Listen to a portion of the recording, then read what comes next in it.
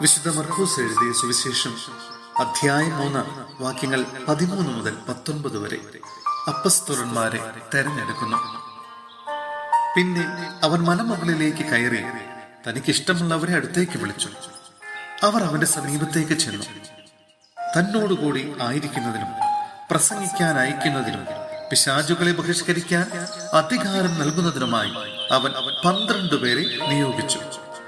അവർ പത്രോസ് എന്ന് അവൻ പേരു നൽകിയ ശിമയോൻ, ഇടിമുഴക്കത്തിന്റെ പുത്രന്മാർ എന്നർത്ഥമുള്ള ബൊവനർഗസ് എന്ന് പേരു നൽകിയ സെബദീ പുത്രന്മാരായ യാക്കോബും സഹോദരൻ യോഹന്നാൻ, അന്ത്രയോസ്, പീലിപ്പോസ്, ബർത്തലോമിയ, മത്തായി, തോമസ്, ഹൽപ്പയുടെ പുത്രൻ യാക്കോബ്, തദേവൂസ്, കാനാൻകാരനായ ശിമയോൻ, യേശുവിനെ ഒറ്റിക്കൊടുത്ത യൂദാസ് സ്കറിയോത്ത.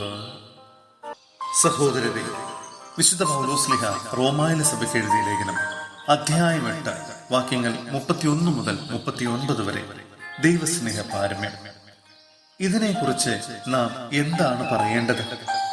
ദൈവം നമ്മുടെ പക്ഷത്തെങ്കിൽ ആര് നമുക്ക് എതിര് നിൽക്കും?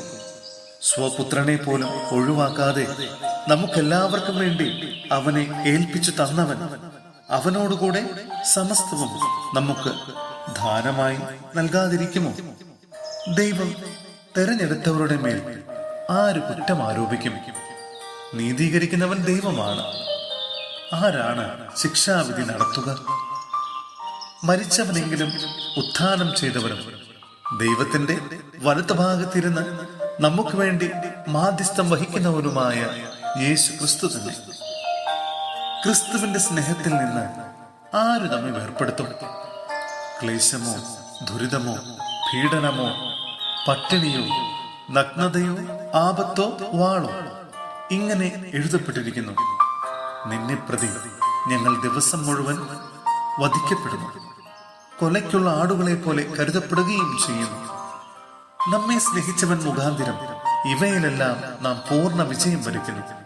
എന്തെന്നാൽ മരണത്തിനോ ജീവനോ, ദൂതന്മാർക്കോ അധികാരങ്ങൾക്കോ ഇക്കാലത്തുള്ളവയ്ക്കോ വരാനിരിക്കുന്നവയ്ക്കോ ശക്തികൾക്കോ ഉയരത്തിനോ ആഴത്തിനോ മറ്റേതെങ്കിലും സൃഷ്ടിക്കോ നമ്മുടെ കർത്താവായ യേശു ക്രിസ്തുവിലൂടെയുള്ള ദൈവസ്നേഹത്തിൽ നിന്ന് നമ്മെ വേർപെടുത്താൻ കഴിയുകയില്ലെന്ന് എനിക്ക് ഉറപ്പുണ്ട്.